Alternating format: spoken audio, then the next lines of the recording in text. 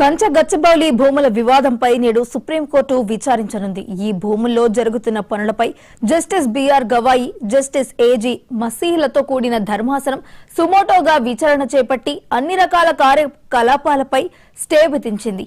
ఈ నెల 16 లోపు అఫిడవిట్ సమర్పించాలని రాష్ట్ర ప్రభుత్వాన్ని ఆదేశించింది. క్షేత్రస్థాయికి వెళ్లి పరిశీలించి నివేదిక సమర్పించాలని కేంద్ర సాధికార కమిటీని ఆదేశించింది. దాని ప్రకారం నేడు కేసు సుప్రీంకోర్టు ముందు విచారణకు వస్తున్న నేపథ్యంలో సిఎస్ శాంతికుమారి, తెలంగాణ పీసీసీఎఫ్ డోబ్రియాల్, రాష్ట్ర ప్రభుత్వ సలహాదారు శ్రీనివాసరాజు ఢిల్లీ చేరుకున్నారు. రాష్ట్ర ప్రభుత్వం తరఫున సీనియర్ న్యాయవాది అభిషేక్ సింఘ్వి వాదనలు వినిపించనున్నారు.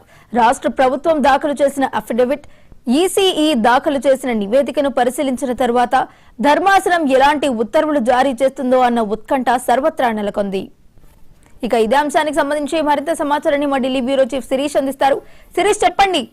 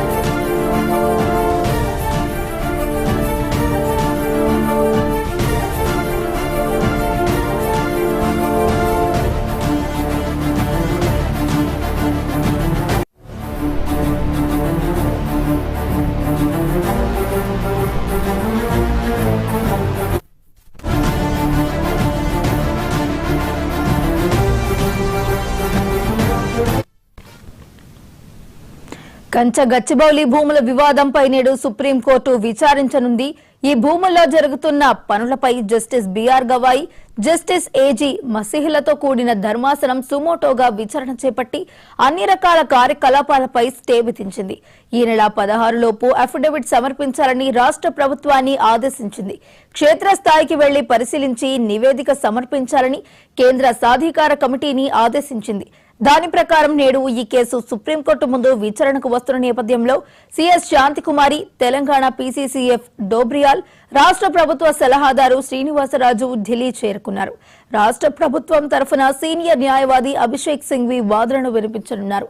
రాష్ట్ర ప్రభుత్వం దాఖలు చేసిన అఫిడవిట్, సిఈసీ దాఖలు చేసిన నివేదికను పరిశీలించిన తర్వాత ధర్మాసనం ఎలాంటి ఉత్తర్వులు జారీ చేస్తుందో అన్న ఉత్కంఠ సర్వత్రా నెలకొంది. ఇక ఇదే అంశానికి సంబంధించి మరింత సమాచారాన్ని మా Delhi bureau chief Shirish live లో అందించడానికి సిద్ధంగా ఉన్నారు. శిరీష్, చెప్పండి.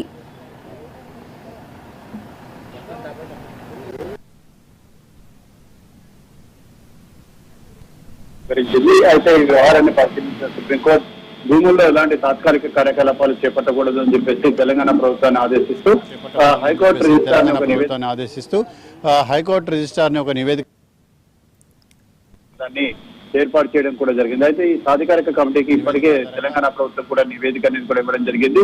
అవి అటవీ భూములన్నీ కూడా కావు, అక్కడ పర్యావరణానికి ఎటువంటి విధ్వంసం కలగడం లేదు, అది పూర్తిగా రాష్ట్ర ప్రభుత్వానికి సంబంధించిన భూములే అని చెప్పేసి కూడా స్పష్టం చేస్తూ ఒక నివేదిక అనేది కూడా ఇచ్చారు. సో ఈ నేపథ్యంలో ఈ రోజు సుప్రీంకోర్టు ధర్మాసనం దీనిపైన ఏ విధంగా స్పందిస్తుంది అనేది కూడా చూడాలి. ముఖ్యంగా చూసినట్లయితే ఈ 400 ఎకరాల భూమిని తెలంగాణ ప్రభుత్వం ఐటీ అభివృద్ధి కోసం వేలం వేయాలని చెప్పేసి నిర్ణయిస్తోంది. ఇది పూర్తిగా హైదరాబాద్ సెంట్రల్ యూనివర్సిటీ యొక్క విద్యార్థుల ప్రయోజనాలకు విరుద్ధంగానే ఉంది. దాంతో పాటుగా పర్యావరణానికి తీవ్ర ముప్పు అనేది కూడా ముప్పు అని చెప్పేసి కూడా వాదిస్తూ సుప్రీంకోర్టును ఆశ్రయించడం కూడా జరిగింది. అయితే తెలంగాణ ప్రభుత్వం కంచగచ్చిబౌలిలోని 400 ఎకరాల భూమిని ఐటీ పార్క్ యొక్క అభివృద్ధి కోసం వేలం వేయాలని చెప్పేసి నిర్ణయించుకోవడం అనేది కూడా సరైనది కాదు. దీనిపైన నిర్ణయాన్ని వెనక్కి తీసుకోవాలని చెప్పేసి బీజేపీ, అదేవిధంగా బీఆర్ఎస్ నేతలు కూడా గత కొద్ది కాలంగా ఆందోళన చేస్తూ వచ్చారు. ప్రధాని నరేంద్ర మోడీ కూడా 2 రోజుల క్రితం హర్యానాలో జరిగిన ఒక సభలో కూడా అటవీ భూములో బుల్డోజర్లు నడిపిస్తున్నారని చెప్పేసి కూడా వివాదాస్పద వ్యాఖ్యలు చేయడం కూడా జరిగింది. సో ఈ నేపథ్యంలో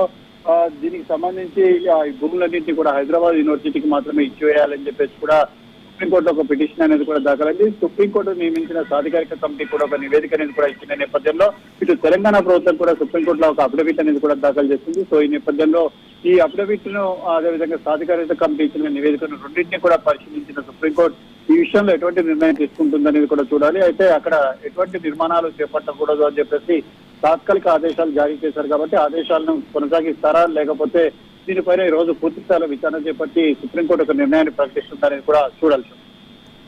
రైట్, థ్యాంక్ యూ శిరీష్.